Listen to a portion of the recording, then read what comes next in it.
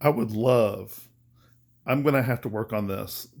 So I'll let YouTube randomly select my thumbnails. I want yesterday's as this channel's official thumbnail. That is the greatest thumbnail that could have possibly ever. It's just perfect. It's perfect. It's wow. Okay, so continuing the series with Revelation, I am going to make a better effort to keep my videos short. Um, I like to talk, so that's really hard to do, and I apologize, but I am making the effort. And with Revelation, it's going to be really hard. Okay, but in 5, it says, Then I saw in the right hand of, this is Revelation 5, then I saw in the right hand of him who was seated on the throne a scroll written within and on the back, sealed with 7 seals. So 7 being perfection, right? So a perfect seal. So if it's a perfect seal, the only one who can open the seal would have to be perfect. Okay.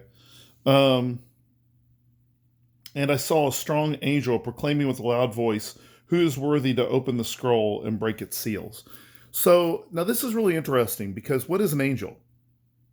They're a messenger, right? That's what they do. So if you get a scroll with a messenger ought to be worthy to open the scroll. But not only that, it's a strong angel, right? And he can't open the scroll. That means there's something really important going on here, okay? Also, keep in mind where we are. We're in the throne room of God. All right? So these are royal matters that matter to God. And no one in heaven or on earth or under the earth was able to open the scroll or to look into it. And I began to weep loudly because no one was found worthy to open the scroll or to look into it. And one of the elders said to me, Weep no more. Behold, the Lion of the tribe of Judah, the Root of David, has conquered, so that he can open the scroll and its 7 seals. So here you have one who is of a royal lineage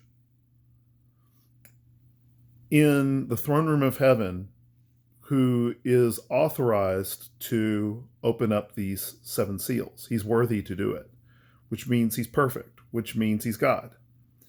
So there's a lot of, I was going over passages, I was doing some Christology from the pulpit the other day, and I was saying, look, we have a sense in which Jesus is shown clearly in passages to be a human being, and yet the Christ.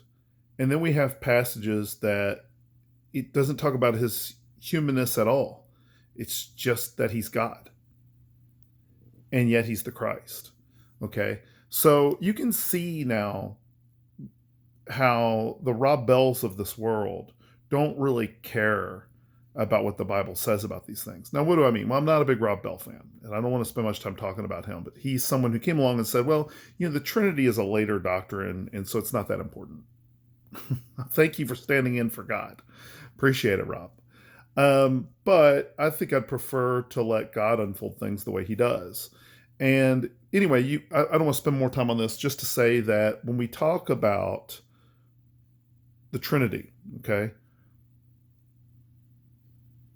you clearly, the authors understood that there's a sense in which Jesus is human in the Christ, and there's a sense in which Jesus is God and still the Christ.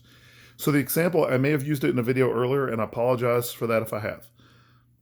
The example I would use, and that I like to use, is in the Old Testament, where it says that the Lord knitted me in my mother's womb, right?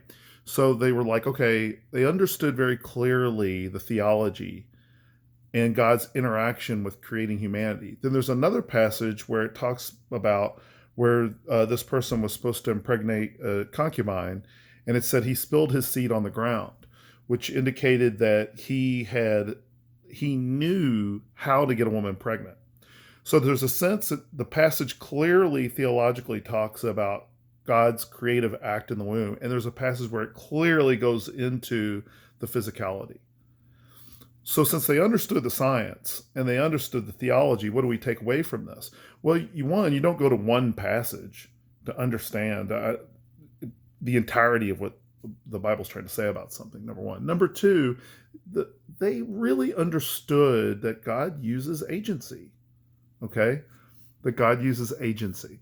Okay, And then, so here, and then as a hermeneutical point, just that God also doesn't always reveal everything about himself in one passage. Okay, so we call it a progressive revelation for a reason. You don't learn everything about God that you can know about God in Genesis 1 1, right?